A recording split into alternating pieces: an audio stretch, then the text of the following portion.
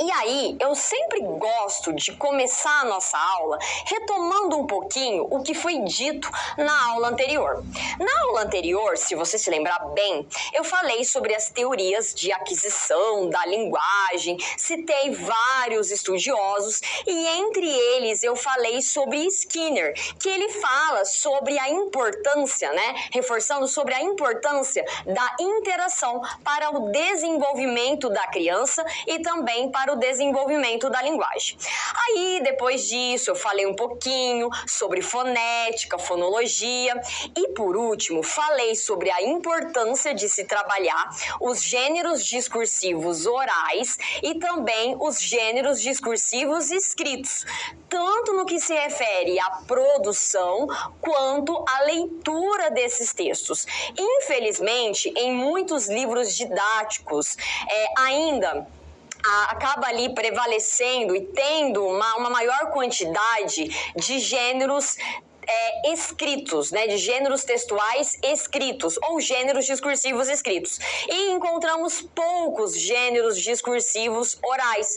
Isso acontece ainda com frequência. Há muitos professores que também preferem trabalhar os gêneros discursivos escritos, mas é muito importante que trabalhemos os dois, conforme nós vimos na nossa última aula, até porque o tempo todo as pessoas elas interagem em sociedade por intermédio desses gêneros, sejam os gêneros textuais aí orais, seja por intermédio dos gêneros textuais escritos. Professora, ok, mas o que vamos trabalhar nos questionamentos importantes para fazer para você, que se refere à contextualização da nossa teleaula. Primeira perguntinha: como ensinar a língua portuguesa? Falamos tanto em documentos oficiais, eixos de ensino, mas como ensinar? Como ensinar a língua portuguesa? O que é preciso considerar? A partir de que objeto de ensino? A partir de que aspecto teórico? Então, essa perguntinha aqui é muito importante. Segunda pergunta: como adequar um método de ensino a um contexto de aprendizagem? E quando eu falo sobre essa questãozinha aqui, é importante você pensar no seguinte: será que todos os métodos são aplicáveis a todos os contextos? Precisamos pensar antes de escolher uma metodologia. E é fundamental você conhecer a sua realidade, a escola na qual você trabalha, tá? E vamos falar bastante sobre essa questão também. Terceira pergunta: qual a aplicabilidade de recursos tecnológicos digitais no ensino de língua portuguesa? Devo trabalhar com esses recursos tecnológicos ou não, professora? As tecnologias, como você já bem sabe, elas têm sido aí protagonistas das nossas práticas sociais. E isso está relacionado também ao ensino de língua portuguesa, Então, é muito importante que você pense com carinho nessa questão e vamos tratar sobre esse assunto também na nossa aula. E por último, essa última perguntinha aqui: como que deve ser a avaliação dos alunos no processo de aprendizagem em língua materna? Como que eu devo trabalhar a avaliação diagnóstica, a avaliação formativa, a avaliação somativa, levando em consideração os diferentes eixos, abordados aí na BNCC? Para isso, vamos começar com o nosso primeiro conceito da aula de hoje: abordagens para o ensino de língua portuguesa, parte 1. E aí, eu trouxe para você dois conceitos muito importantes. De um lado, alfabetização, e de outro, letramento. O que significa? Qual é a diferença entre os dois? Aliás, aqui aparece alfabetização versus letramento. Qual a diferença fundamental entre esses dois conceitos?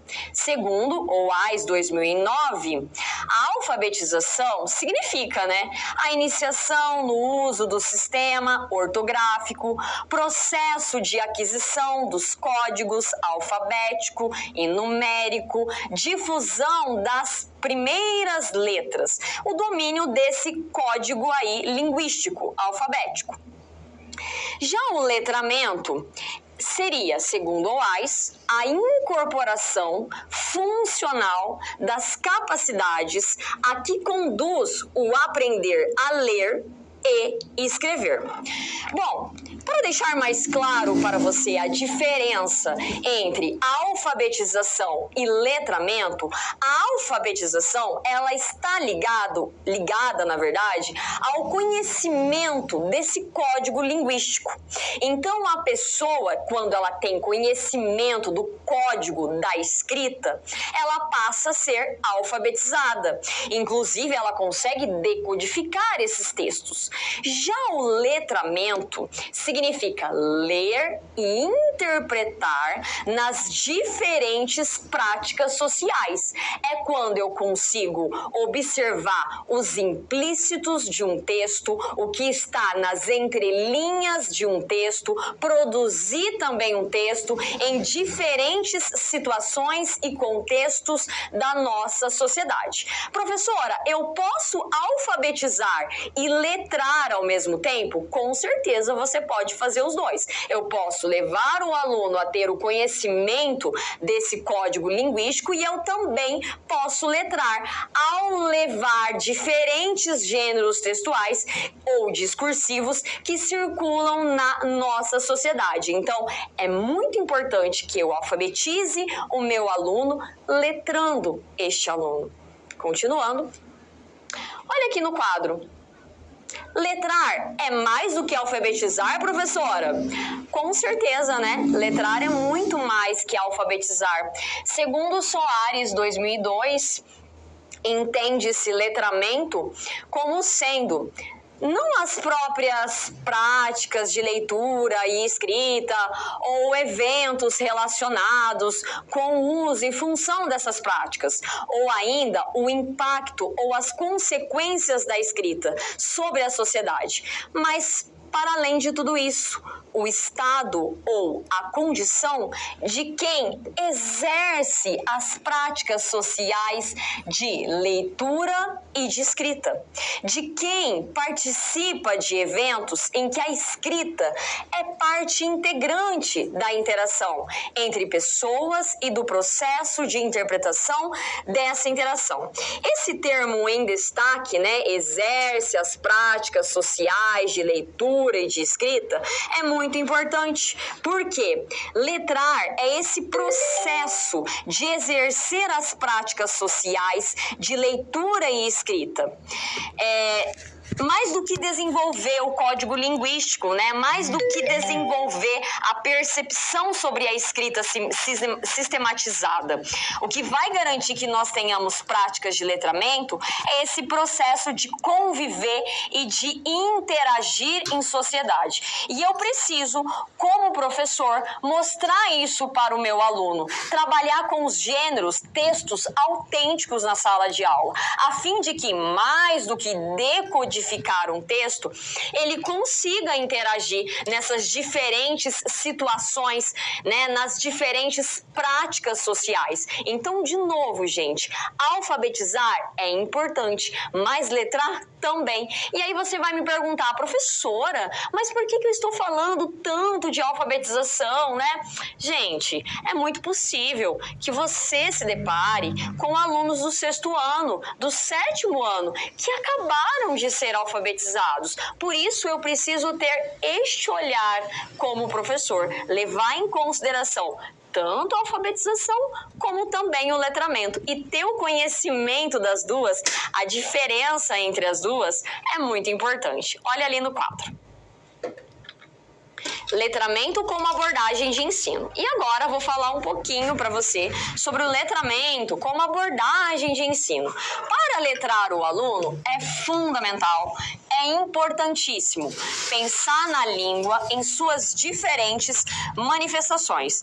E aí eu digo, gente, pensar em gêneros variados, né? Estes textos manifestados aí de formas diferentes. É eu pensar em gêneros discursivos escritos, mas eu também pensar em trabalhar com o meu aluno esses gêneros discursivos orais.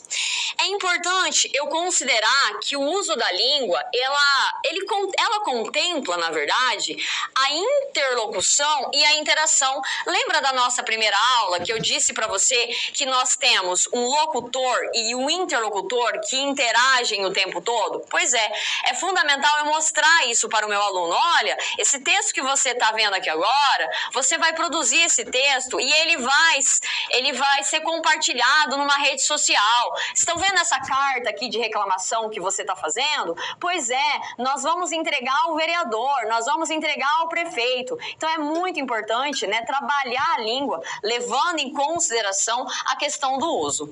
É fundamental também valorizar o uso da língua em diferentes contextos e, claro, considerar as diferentes funções da escrita, porque a escrita ela tem diferentes finalidades, né? Qual é a minha finalidade? Reclamar? Opinar? Né? Entretenimento? Qual é a minha finalidade ali? E é fundamental inserir o aluno de fato nessas diferentes práticas sociais que mobilizam tanto a leitura quanto a escrita.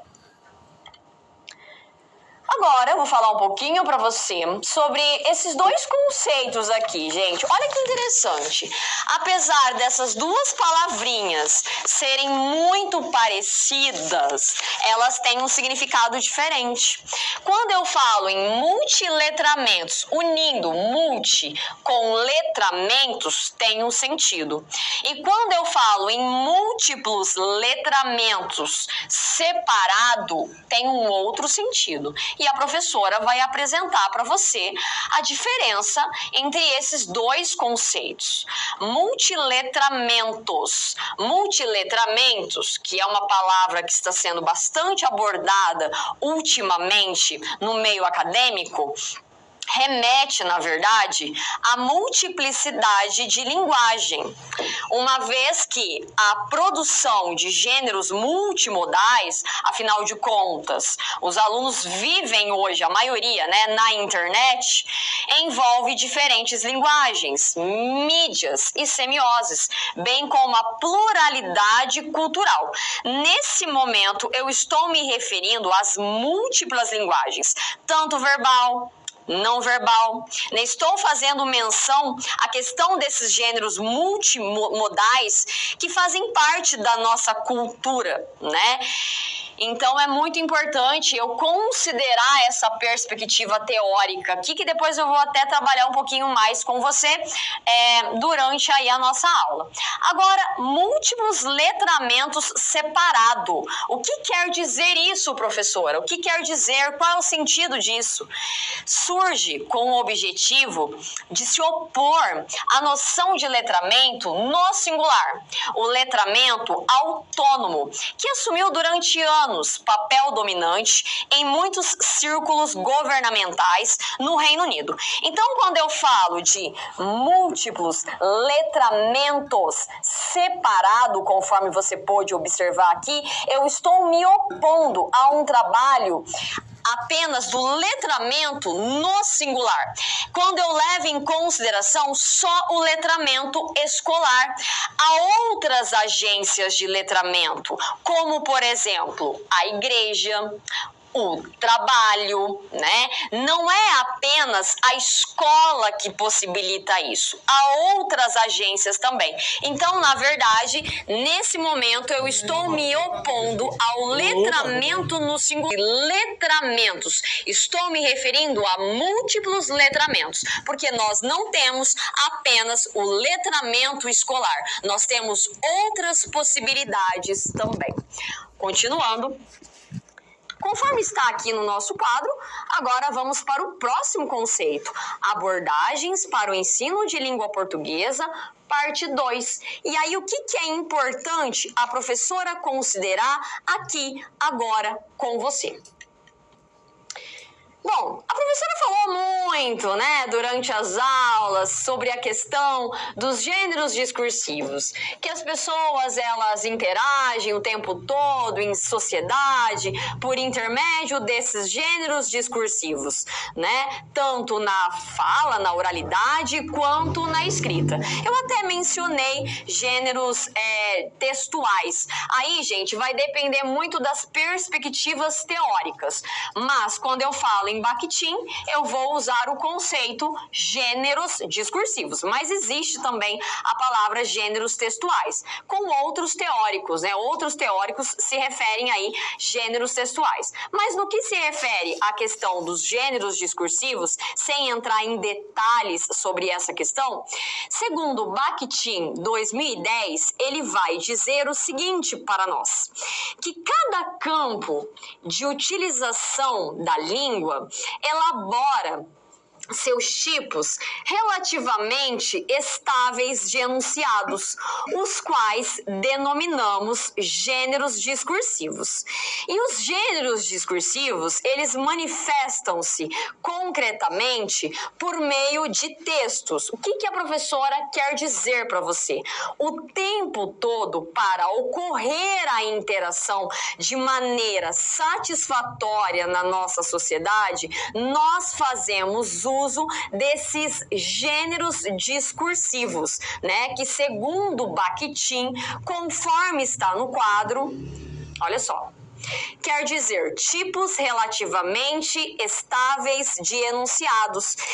Então, olha só, para inserir os alunos nas práticas sociais é essencial a abordagem da língua via gêneros discursivos. E atenção, gente, os documentos oficiais, eles falam sobre isso, sobre a importância, né, de trabalharmos com gêneros discursivos e não com a gramática descontextualizada ou com um trecho de um texto e assim sucessivamente.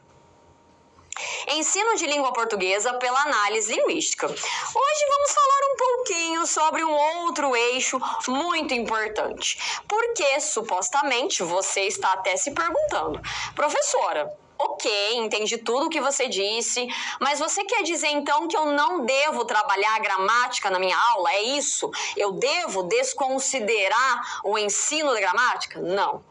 Não é isso.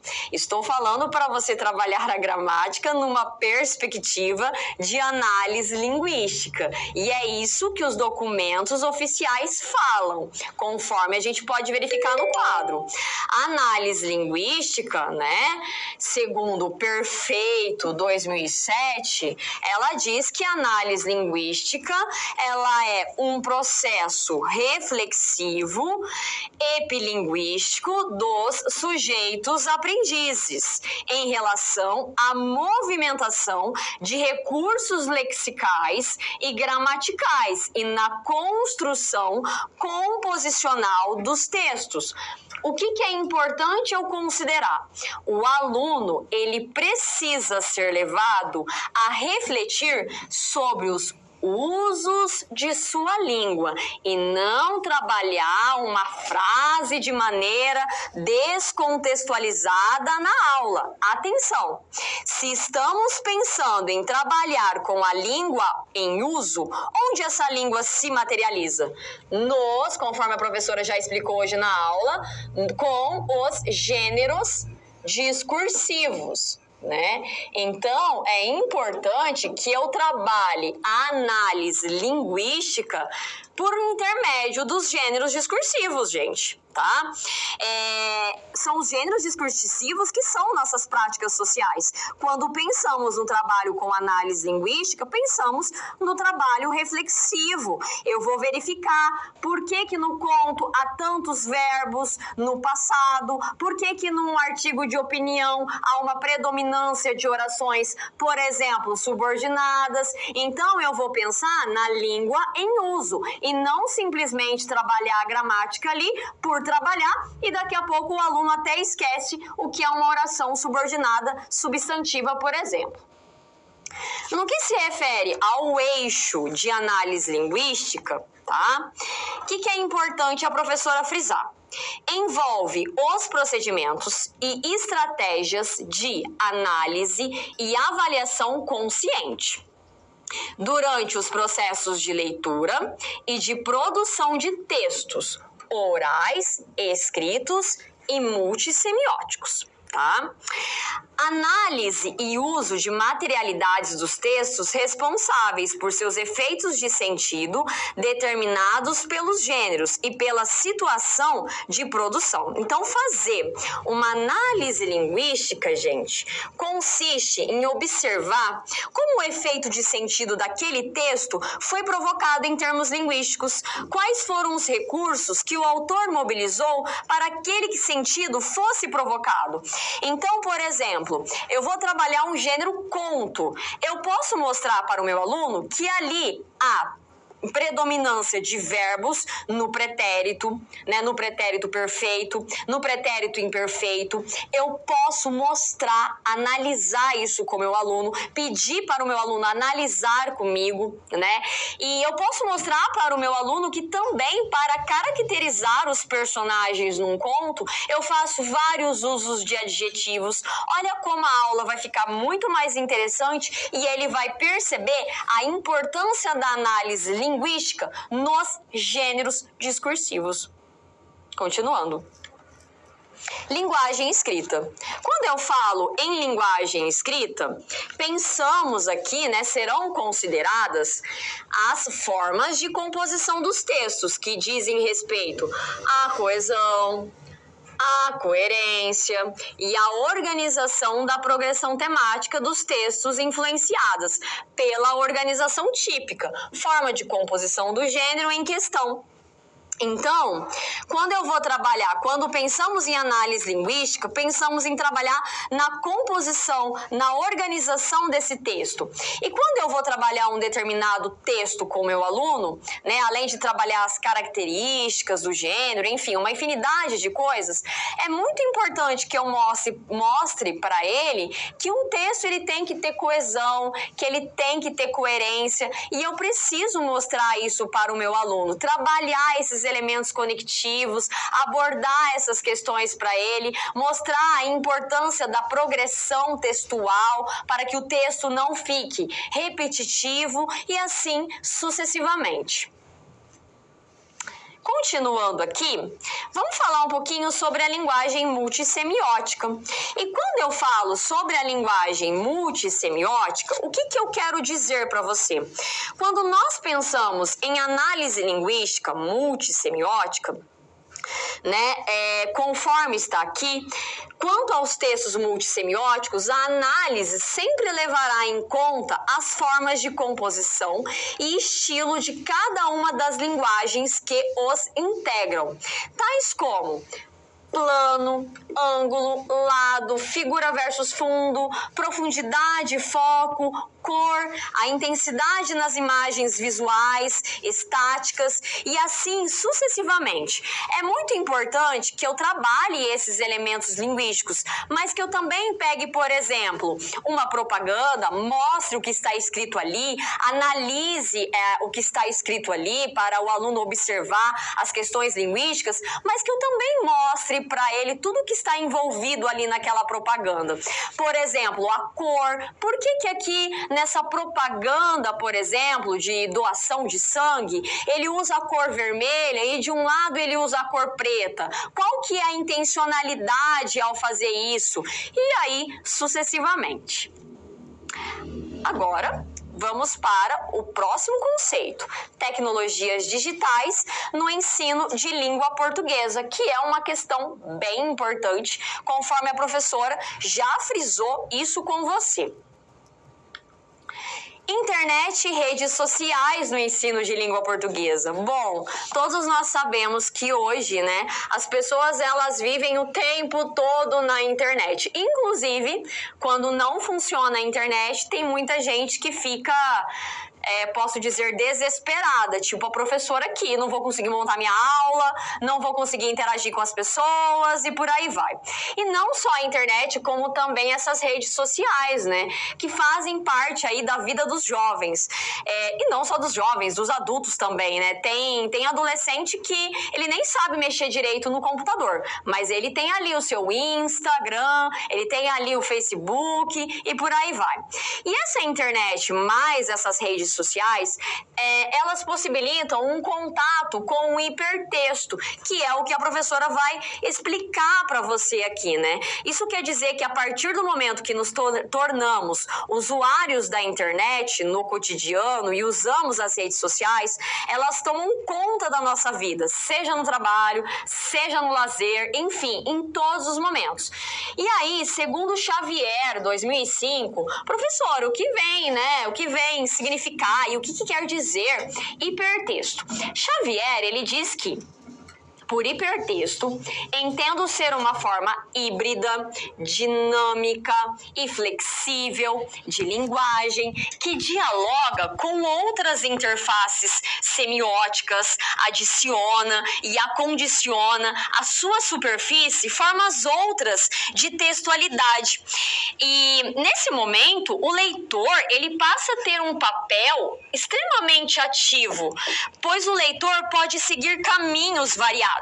Eu posso selecionar pontos que levem a outro texto, outras mídias, para complementar o sentido de uma leitura. Aí você vai dizer, professor, explica um pouquinho melhor para mim o que é hipertexto. Então, por exemplo, eu estou fazendo a leitura na frente de um computador. E aí, naquele mesmo texto, naquele artigo, de repente tem um link. Eu posso entrar naquele link e ler outros textos para complementar aquela leitura. Eu posso, de repente, do ladinho, analisar uma imagem. Do outro lado, eu posso também assistir a um vídeo. O hipertexto, gente, possibilita isso a nós. Não é aquela leitura linear que acontece quando você está com um livro ou com um texto impresso. Continuando. E aí vamos lidar um pouquinho com o chamado internitês nas aulas de língua portuguesa. Supostamente você já deve ter ouvido falar sobre isso e nada melhor do que nós lermos aqui uma charge. Olha só, os pais estão ali no fundo e eles dizem assim para o filho: achamos que você passa tempo demais batendo papo na internet. 3 pontinhos. Aí o menininho olha para os dois totalmente bravo e diz assim: não é verdade. Olha o não dele, como ele escreve, o é verdade, né, com H, e ele usa aqui uma figurinha ao final, que é muito comum de acontecer hoje em dia por parte dos jovens. Então, atenção, é fundamental eu abordar a adequação dos usos da língua a diferentes práticas sociais. E aí, talvez o seu questionamento deva ser: professora, então eu não devo proibir o uso dessas abreviações, o uso do internitês. Não é bem assim, gente. Tudo vai depender da situação e do gênero discursivo. Esses dias eu estava trabalhando uma carta do leitor para ser publicada no jornal.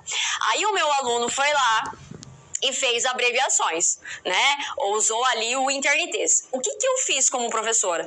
Eu chamei a atenção dele no sentido de dizer assim: olha, esse é um gênero que vai ser publicado num jornal. Não é legal que você faça isso, né? Se fosse publicado ali no WhatsApp ou no Instagram, ou, né, um texto que você está fazendo para os seus melhores amigos para ter uma interação rápida, tudo bem, mas aqui não é adequado, tá? Então, tudo depende da nossa fala e da nossa abordagem. Continuando. Aplicativos e jogos no ensino de língua portuguesa. Hoje em dia fala-se muito, gente, sobre o uso de jogos e eu acho muito rico fazer o uso disso nas aulas, se possível, né? O uso de aplicativos e jogos promove a gamificação das aulas, o engajamento dos alunos, a relação teoria-prática e a ressignificação da aprendizagem. Aqui nós temos um exemplo de app de jogo Letroca. Eu, por exemplo, exemplo, já usei um aplicativo chamado Wordwall para elaborar jogos para os meus alunos e eles gostaram muito, interagiram muito durante as aulas. O celular nas aulas de língua portuguesa, devo ou não devo trabalhar? Tudo depende.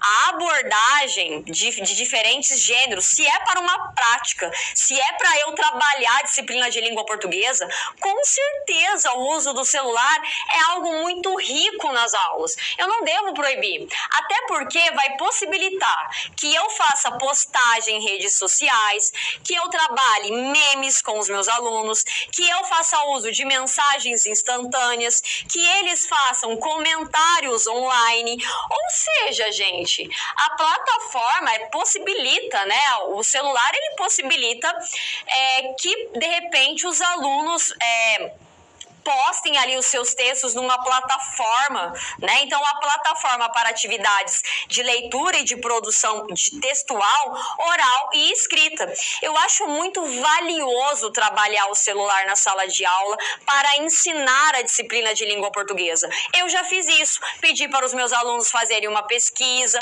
pedi para os meus alunos postarem numa rede social. É muito válido quando bem trabalhado, tá? Continuando. E aí, o uso de tecnologias e os multiletramentos. Gente, olha que interessante. Essa multiplicidade semiótica, mas essa multiplicidade cultural possibilita os multiletramentos. A aplicabilidade de novas tecnologias digitais no ensino de língua portuguesa requer novos saberes, ou seja, novos e multiletramentos. Só por curiosidade, tá, gente? Esse termo aqui, ele foi criado na década de 90. E essa abordagem, que é o uso das tecnologias em sala de aula, está totalmente em consonância com a BNCC, que tem por objetivo preparar o educando para a vida social, profissional e, claro, para o pleno exercício da cidadania. Agora, como sempre, né, eu tenho aqui um exercício para você e para mim, né, porque nós vamos interagir aqui. Então, vamos ao quadro. Olha só, vamos falar um pouquinho nesse exercício, né, sobre o que, professora?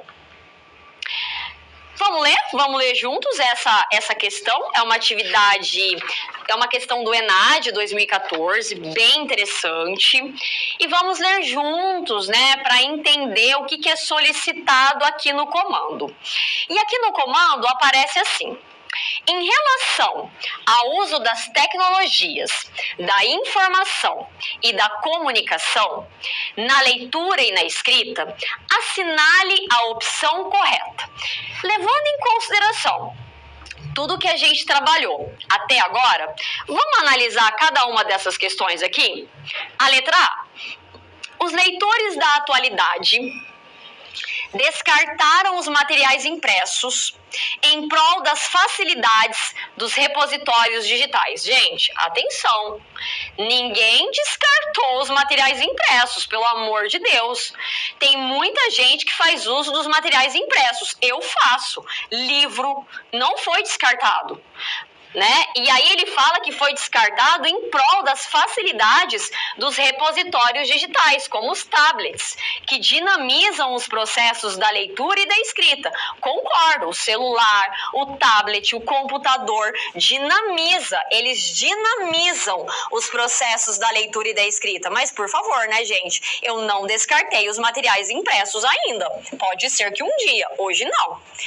B. A leitura e a escrita tornaram-se mais acessíveis devido às tecnologias digitais, as quais provocaram distanciamento de textos impressos e instauraram o internetês como linguagem oficial. Por favor, gente, acabei de explicar para você que tudo depende dos seus objetivos. Se você vai postar um texto, por exemplo, no WhatsApp, uma conversa rápida com seu amigo, você está interagindo ali rapidamente, Tudo bem você fazer abreviações e fazer uso do internetês, mas nós sabemos que em situações de formalidade nós não devemos ainda usar o internetês, né? Não faz parte do nosso dia a dia. Nesses casos, né, em situação de formalidade. Letra C. A diminuição das distâncias espaciais e temporais intensificou e diversificou os modos de comunicação. Informação, flexibilizando a formação de leitores de modo mais abrangente e superficial? Não, gente. Muito pelo contrário. A internet, ela possibilita que você faça uma leitura também que não seja apenas superficial.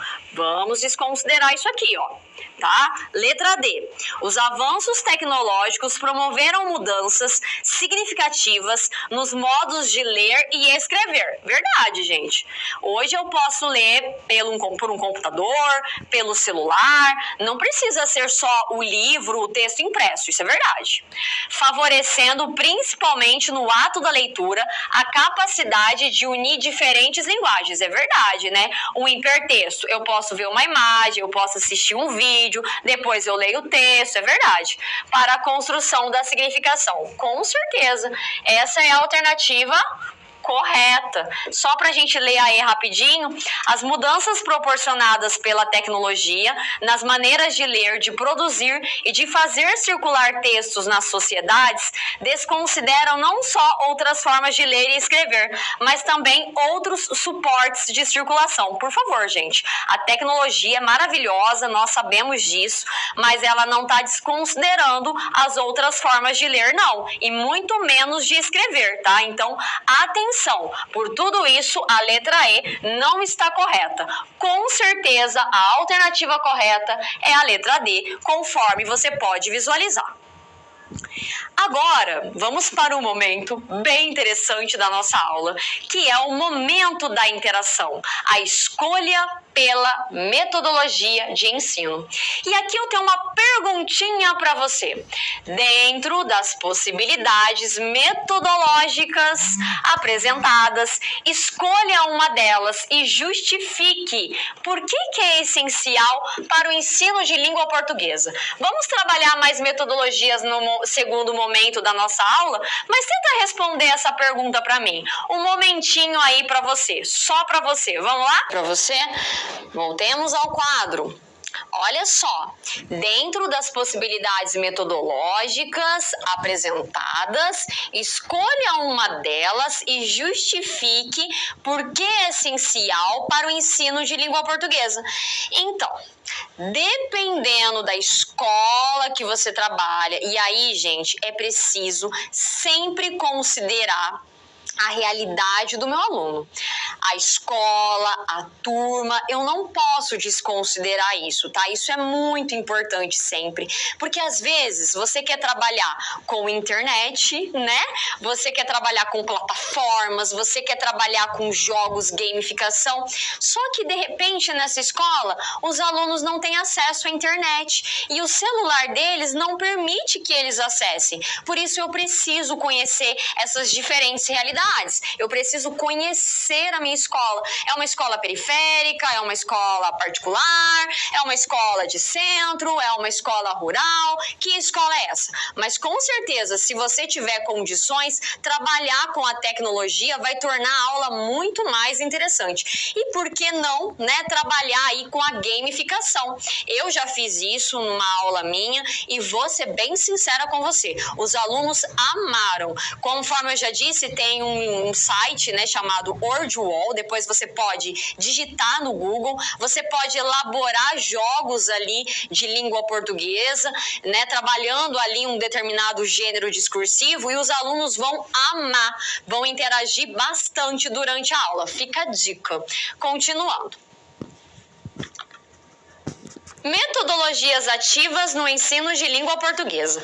Bom, eu disse para você que eu ia apresentar para você algumas possibilidades de se trabalhar a disciplina de língua portuguesa na sala de aula. E quando eu falo em metodologias ativas no ensino de língua portuguesa, a primeira coisa que vem à cabeça das pessoas é trabalhar com internet. Ai, professor, é trabalhar com computador, celular, é isso? Não, gente. Metodologias ativas, o que quer dizer isso?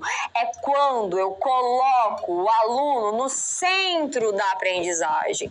Não é apenas o professor ali na frente falando, o aluno também participa, o aluno também interage, tá? De diferentes formas que eu vou apresentar aí para você. O próprio Paulo Freire, ele já falava sobre isso, ele era contra essa educação bancária, de depositar, o professor ficar na frente apenas depositando as coisas para os alunos. Ele acreditava que os alunos precisavam interagir uns com os outros, né? O aluno precisava estar no centro do processo ali de aprendizagem, e não o professor. Continuando. Olha aqui. A primeira possibilidade, né, de você trabalhar uma metodologia ativa interessante é o ensino híbrido. Professor, o que vem a ser aí esse ensino híbrido, tá? É quando eu faço ali durante a minha aula, segundo o Moran 2015, a confluência de múltiplas metodologias e recursos para o processo de ensino-aprendizagem. A partir dele, podemos ensinar e aprender de inúmeras formas, em todos os momentos e múltiplos espaços. Olha só essa palavrinha, tá? É quando eu mesclo na minha aula o online e o presencial. Então, de repente, numa plataforma no Google Classroom, né, eu posso ali postar vídeos da minha aula, eu posso postar algumas atividades referentes à minha aula, e o aluno pode ter contato com a aula presencial, mas também com essa aula online, ou seja, a esta mescla. E aí, gente, conforme você pode observar aqui, o professor aborda as marcas do gênero meme por meio de dispositivos móveis. É fundamental que, inclusive, as instituições, elas utilizem essas ferramentas online com o objetivo de potencializar o ensino. É um processo contínuo de aprendizagem que precisa ali trabalhar tanto o método presencial, né, a aula presencial, como também o método online. E aí, nesse momento, nós temos o ensino híbrido. Uma outra possibilidade de trabalhar com metodologias ativas é por intermédio da gamificação. Já expliquei um pouquinho sobre isso para você aqui no primeiro momento da nossa aula. E quando eu falo, gente, em gamificação, o que a professora está querendo dizer para você nesse momento? É quando eu faço a utilização de elementos, fundamentos de jogos, mecânica, estética e conceito em atividades que estão fora do contexto de jogo. Então é quando eu vou trabalhar um exercício, algo de língua portuguesa, e eu quero que os alunos entendam melhor o que foi abordado durante a aula, eu posso fazer uso da gamificação, e isso faz parte das metodologias ativas. Exemplo, o professor, ele propõe ali diferentes desafios gramaticais com pontuações diferentes, cuja solução permite o avanço para outros desafios de maior complexidade. E vou confessar, gente, os alunos gostam muito, mas claro, não se esqueça, eu sempre preciso levar em consideração o contexto no qual eu estou inserido. Primeiro, na minha escola precisa ter internet funcionando. funcionando, gente. Se não tem, como que você vai fazer? Às vezes há o desejo, há a nossa vontade, mas eu preciso conhecer a realidade da minha turma e da minha escola, tá? Uma outra possibilidade, sala de aula invertida, muito legal, tá, gente? E aí, o que é essa sala de aula invertida?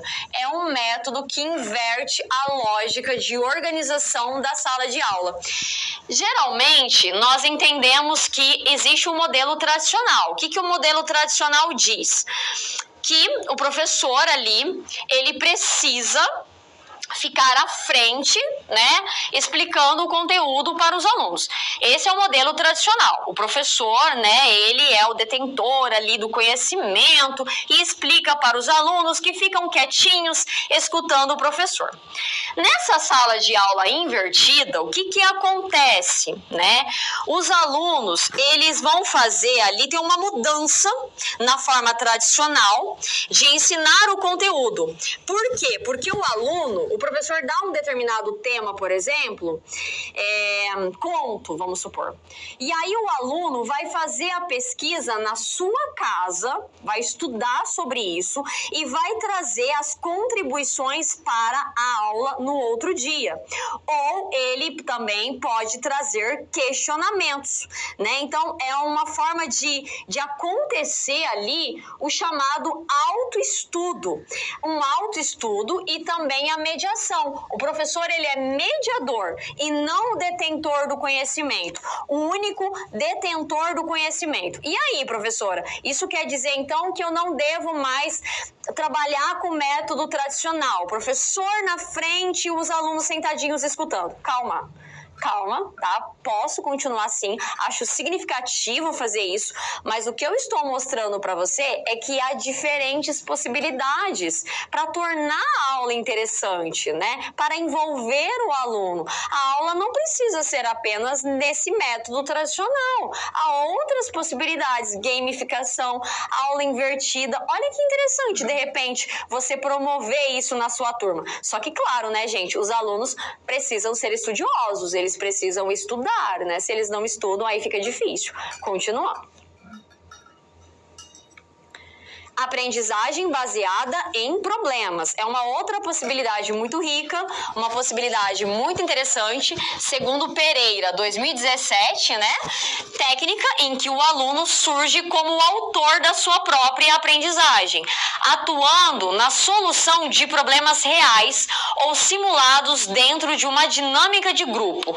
Olha que interessante. O professor, ele apresenta um problema para os alunos, um problema ali, muitas das vezes, ligado ao contexto escolar, e os alunos em grupo, né, vão tentar resolver este problema. E aí eles vão ter que fazer pesquisa, vão ter que interagir com os colegas, vão ter que interagir com o professor. Exemplo, o professor, ele apresenta um caso de preconceito linguístico na escola e solicita uma solução.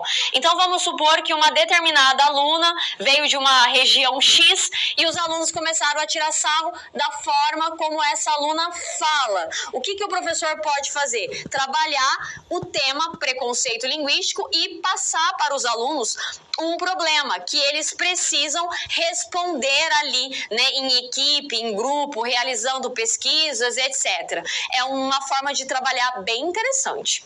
Continuando. Aprendizagem baseada em projetos. Segundo o Porvir 2015, o que é essa aprendizagem baseada em projetos? É uma metodologia em que os alunos, eles se envolvem com tarefas e desafios, e aí, gente, eles vão desenvolver um projeto ou um produto, integrando ali os diferentes conhecimentos e promovendo a interdisciplinaridade. Então, eu posso unir várias disciplinas e trabalhar um projeto com os meus alunos. Eles precisam elaborar um determinado projeto. Por exemplo, o professor solicita o planejamento de uma ação para a promoção do respeito à diversidade linguística na escola. Aí os alunos vão elaborar um projeto em equipe, né? com cartazes, com postagens nas redes sociais, enfim, inúmeras possibilidades ali para trabalhar essa temática do respeito à diversidade linguística na escola.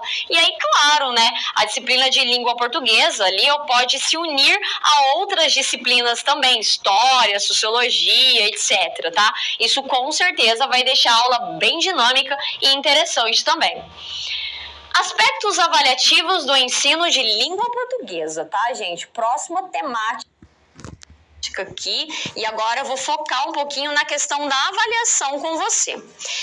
Bom, a avaliação é muito importante de ser trabalhada e bem trabalhada na escola, gente, porque é comum os professores confundirem a palavra avaliação com o instrumento prova.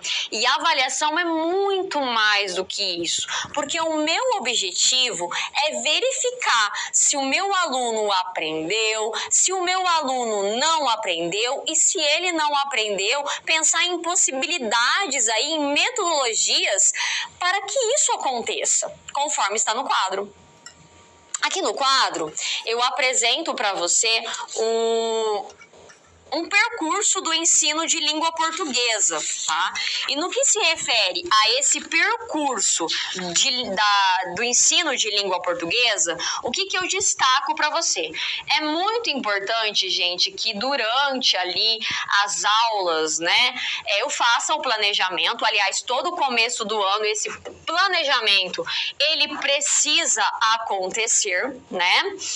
Depois do planejamento, que eu fiz a sondagem, conheço a minha turma, fiz o planejamento e tal, eu vou fazer a execução. É um momento que eu vou trabalhar com diferentes metodologias, né? Vou trabalhar o conteúdo ali por intermédio de diferentes metodologias, como, por exemplo, as metodologias ativas. E aí, ao final não, gente, durante o processo, eu posso trabalhando a avaliação com os meus alunos. E essa avaliação, ela é tão importante, porque vai permitir eu verificar o percurso ali e principalmente, né, eu vou observar se o meu aluno aprendeu, se o meu aluno não aprendeu. Se o meu aluno não aprendeu, é hora de eu mexer no meu planejamento, mudar a forma como estou trabalhando. Então, gente, a avaliação é uma coisa ampla. A avaliação não é só um instrumento prova, e o objetivo da avaliação não é simplesmente apenas dar nota. A avaliação é para o professor verificar se o percurso ali, se o que ele ensinou, se a forma como ele ensinou está dando certo ou não. E se não está, eu preciso mudar o formato da minha aula. É para isso que eu avalio os meus alunos, porque o meu grande objetivo é que eles aprendam, né, gente? É isso que todo professor deseja. Agora, a avaliação das práticas de oralidade. E quando eu falo em avaliação, vamos pensar um pouquinho aqui sobre as possibilidades, né, de se trabalhar a avaliação dos diferentes eixos. Segundo Melo Cavalcante, 2007, do ponto de vista da avaliação, o aluno competente é aquele que, ao analisar um gênero oral, consegue perceber e relacionar aspectos de natureza extralinguística, paralinguística e linguística, atuando conjuntamente na construção das significações. Avaliar essas práticas de oralidade, que aliás é fundamental, porque não é só avaliar o texto escrito, gente. Olha só, quando eu faço essa abordagem aqui, o quanto ela é importante. Tem muito professor que não avalia as práticas de oralidade. Tem muito aluno que tem dificuldade com a escrita, mas fala muito bem na sala, interage muito bem por intermédio desses gêneros discursivos orais. Então, nesse momento, eu posso levar o meu aluno tanto a ler quanto a produzir esses gêneros discursivos orais, observando questões como a entonação, as expressões faciais, o contexto no qual aquela situação está acontecendo. Então, assim, ó, fica aqui uma observação.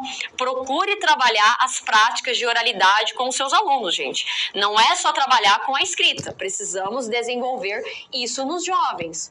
É preciso verificar esses aspectos ligados dados, a variação linguística e as marcas composicionais de cada gênero.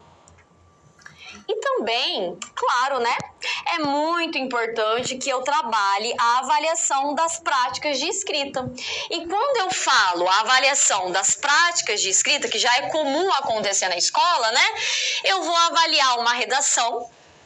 E quando eu avalio uma redação segundo Marcuski 2007, não é simplesmente observar se ela está escrita de modo correto, não é acionar a gramática como árbitro absoluto, mas é observar os fenômenos em uso, inclusive os relacionados à análise linguística e os efeitos de sentido provocados pelo texto, tendo em vista seu espaço de circulação.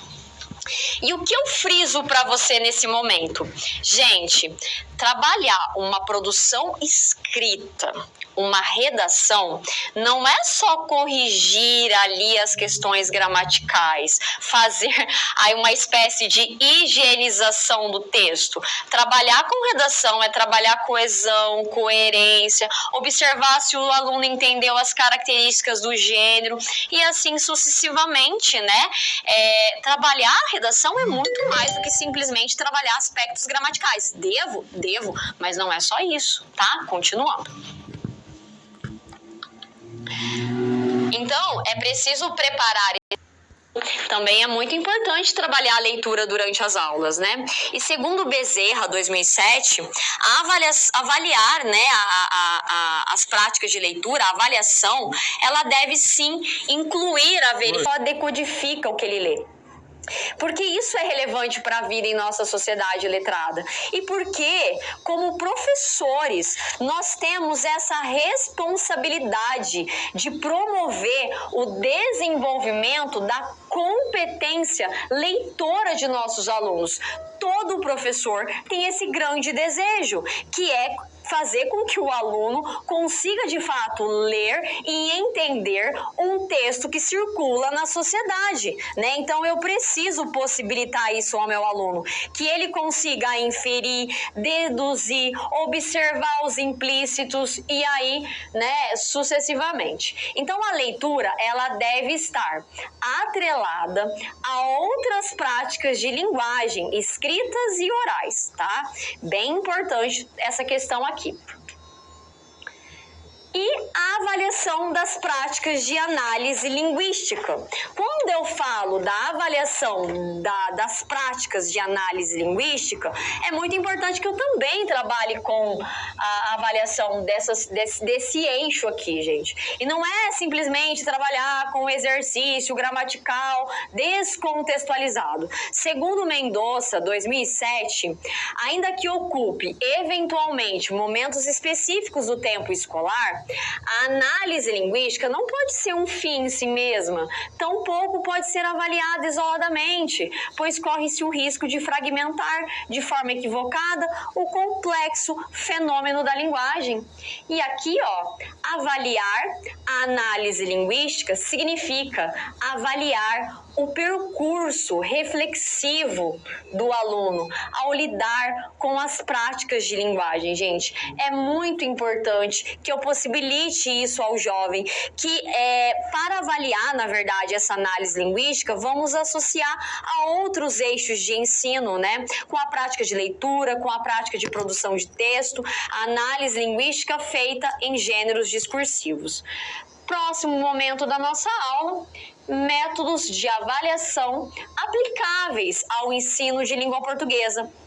Vamos pensar um pouquinho agora, né, sobre esses possíveis métodos de avaliação, avaliação formativa, avaliação somativa, avaliação diagnóstica, pensar um pouquinho, né, o que significa cada uma, talvez você já tenha visto, mas como trabalhar isso na sala de aula, né, porque o tempo todo aqui o nosso objetivo é refletir, como que eu posso trabalhar isso com os meus alunos? Então, voltando. Conforme está aqui no quadro, a avaliação diagnóstica, segundo Pereira 2017, o que significa aí essa avaliação diagnóstica, professora? Gente, ela sempre acontece no começo do ano letivo ou ela acontece durante ali o trimestre, no comecinho do trimestre. É um momento, né, que segundo Pereira, 2017, trata-se de uma avaliação analítica. Então, eu vou analisar a minha turma, analisar a realidade, analisar o que eles sabem, o que eles não sabem, e a partir da qual o professor verificará o conhecimento prévio de cada aluno para saber se ele domina os pré-requisitos de conhecimentos e ou habilidades necessários para o início de um novo estágio de aprendizagem. Esse momento é tão importante, gente, porque é o momento que eu vou montar ali o meu planejamento, a minha aula, né? E para eu saber como o meu aluno está, eu preciso fazer ali uma avaliação diagnóstica, uma avaliação pedagógica e não classificatória. E isso é muito importante de ser frisado. Eu não preciso simplesmente fazer uma prova com o meu aluno. Eu posso organizar um debate com o meu aluno para eu verificar o que ele sabe, o que ele não sabe. Eu posso pedir, de repente, a produção de um texto, um podcast ou, de repente, qualquer outro gênero, né, para eu verificar o que o meu aluno ali tem dificuldade ou o que ele não tem, para daí eu montar o meu planejamento e a minha aula, de fato, fazer sentido, né? Então, continuando. Além da avaliação diagnóstica, nós temos a avaliação por competências e habilidades. Professora, o que quer dizer isso, né?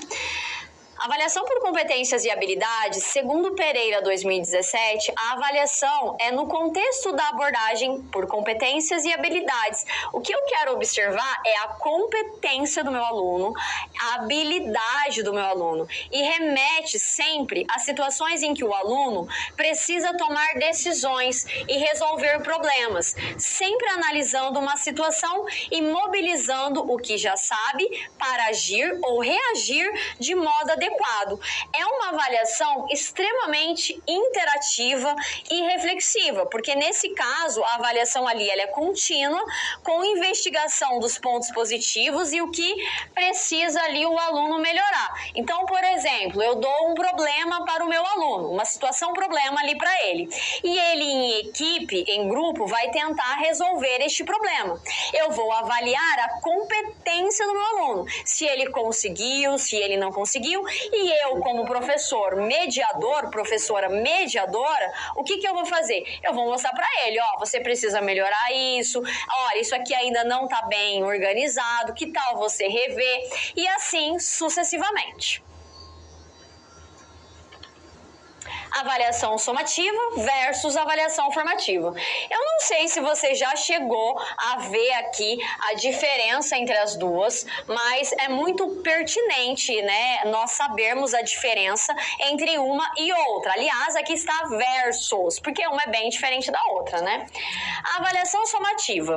Quando eu faço uma avaliação somativa, o meu objetivo é apenas um, gente, é a nota.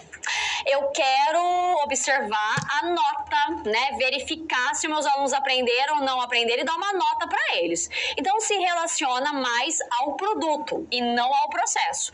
Eu estou preocupada com o produto final, demonstrado pelos alunos em situações previamente estipuladas e definidas pelo professor e se materializa na nota. A minha preocupação é nota. Professora, então, não deve acontecer a avaliação somativa com os meus alunos. Não é bem isso. Tá? A avaliação somativa, a nota, né, ainda nós temos processos seletivos que se preocupam muito com a nota, vestibular, o Exame Nacional do Ensino Médio, então não tem como eu desconsiderar isso. Tem muitas escolas que focam na questão da nota, né, da soma, dessa avaliação somativa, até porque o sistema também cobra a questão da nota, mas, como eu sempre digo, a questão é não trabalhar só a avaliação somativa, também aí fazer uso de outras formas, como a avaliação formativa. A avaliação formativa, né, como eu posso dizer, qual o significado dela? Os resultados do aluno não são mais importantes do que o avanço do aluno durante o processo. Portanto, esse tipo de avaliação, ela é processual, tá? E não pontual. Eu estou preocupado com o processo e eu vou avaliar o meu aluno o tempo todo, seja por intermédio da oralidade, seja por intermédio da escrita e não apenas por intermédio do instrumento prova. Multiplicidade de instrumentos, recursos avaliativos no ensino de língua portuguesa. Gente, há muitas possibilidades do professor trabalhar a avaliação com os alunos. Eu posso, de repente, trabalhar com o instrumento prova. Claro, gente, não estou falando para você não fazer isso. Sim, acho válido você trabalhar com provas, com testes, com simulados, até por conta do vestibular, do Enem. Tem escola que se preocupa muito com isso, com os resultados, querem que os alunos passem no vestibular, então não dá para fechar os olhos para isso. Mas que você também entenda que eu posso trabalhar a produção de textos, diferentes gêneros, e esses gêneros não precisam ser apenas gêneros discursivos escritos, podem ser gêneros discursivos orais. Eu posso trabalhar, gente, na minha aula, interpretação de texto, né? Eu posso dar um gênero para o meu aluno e pedir para ele interpretar, observar os implícitos, o que está nas entrelinhas, né? E eu posso também trabalhar com gêneros discursivos orais. Eu posso colocar uma notícia, uma propaganda e pedir para o meu aluno interpretar o que está ali. Eu posso trabalhar com resolução de situações problema, conforme eu já mostrei para você. Eu posso pedir para o meu aluno compor gêneros multimodais. Eu posso trabalhar, de repente, um podcast com os meus alunos. Olha que rico, olha que aula diferenciada. E, claro, o meu aluno ali promover um debate, né? E aí trabalhar a avaliação dessa forma, exposições orais. Tudo isso, gente, é uma forma muito rica de se trabalhar a avaliação na sala de aula e não ficar preso apenas a provas, testes e simulados, né? Eu posso muito mais do que isso durante as minhas aulas. E claro, né? Vamos para o próximo momento, né? Antes de ir para o próximo momento, veja aqui, ó, adequação aos objetivos pedagógicos e ao contexto de ensino. Isso é muito importante. Agora, a professora vai apresentar para você uma situação-problema. E essa situação-problema envolve o seguinte tema: estratégias para o planejamento das aulas, tá? Então, vamos lá, vamos observar isso aqui. Nós temos uma situação-problema aqui bem interessante para você pensar.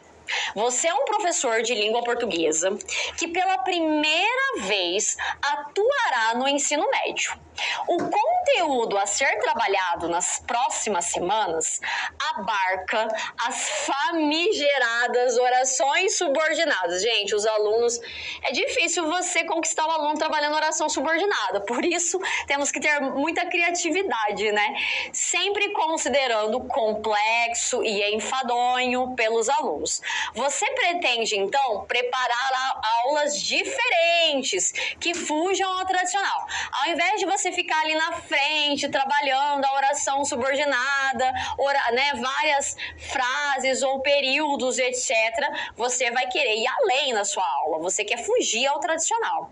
Então, para atender a esse objetivo, como será a sua abordagem metodológica? Vamos pensar um pouquinho aqui nessa situação-problema.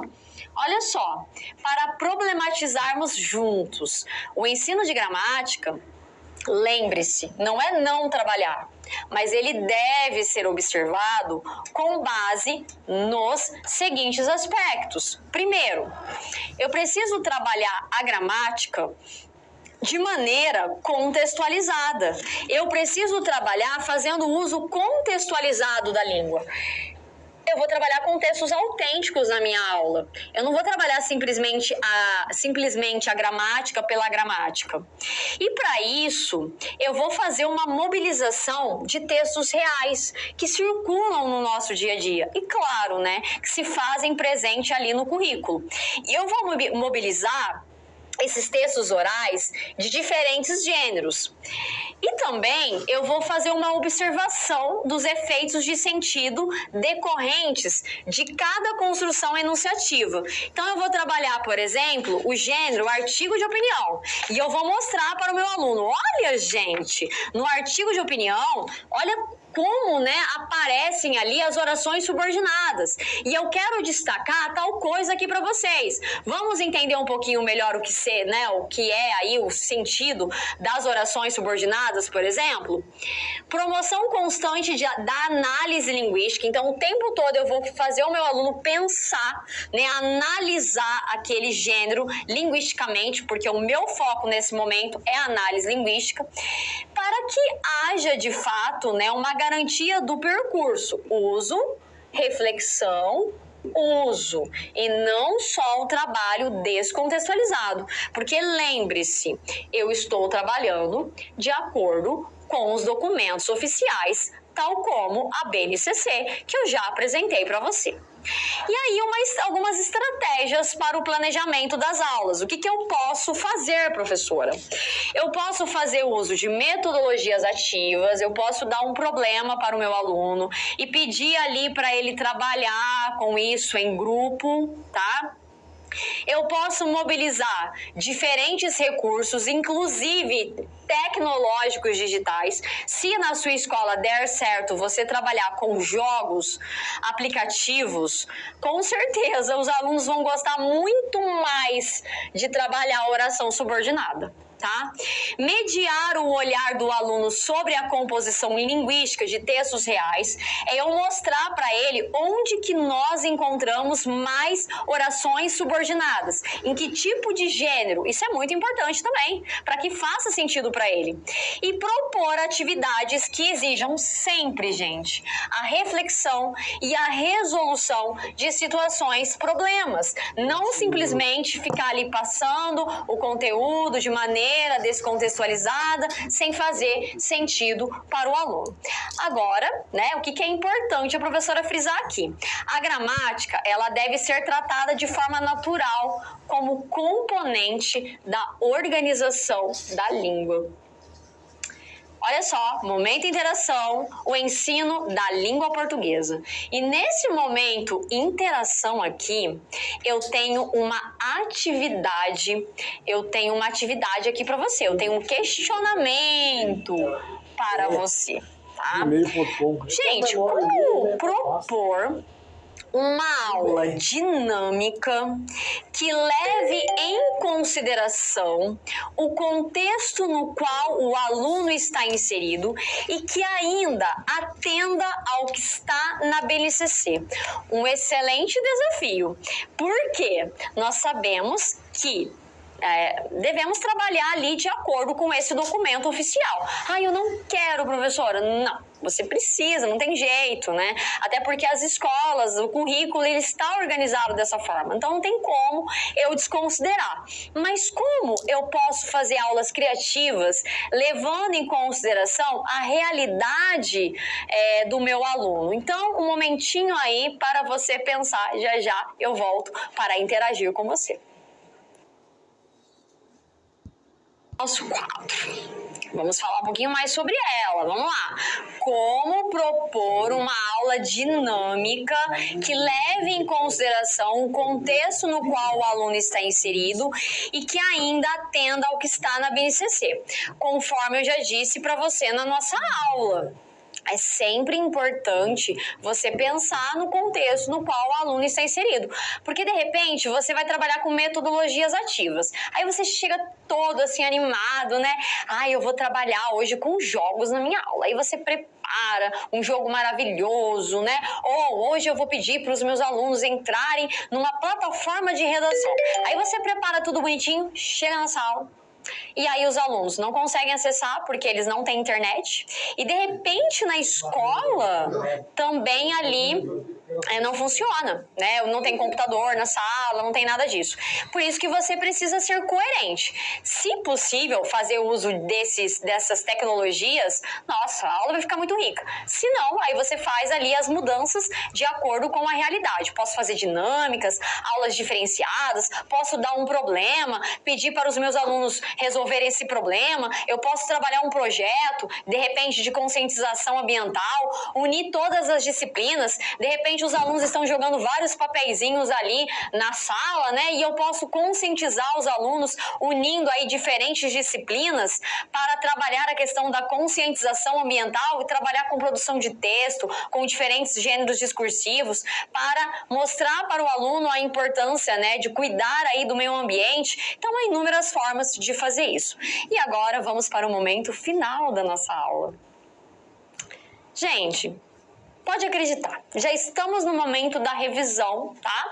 Já no momentinho final da nossa aula, e a professora vai retomar aqui com você algumas coisas abordadas aí durante a nossa aula. Primeira coisa que a professora falou foi sobre o ensino de língua portuguesa, que ele é perpassado por múltiplas estratégias e abordagens pedagógicas. É verdade, gente. Eu não tenho só uma abordagem, né? Existem inúmeras abordagens. Eu preciso conhecer essas abordagens e pensar qual delas eu vou levar para a minha vida, qual delas que eu vou levar para a sala de aula, enfim. Há inúmeras possibilidades, tá? E também eu apresentei para você diferentes métodos. Eu falei hoje das metodologias ativas e algumas possibilidades, né? Os diferentes métodos de ensino de língua portuguesa devem contemplar sempre as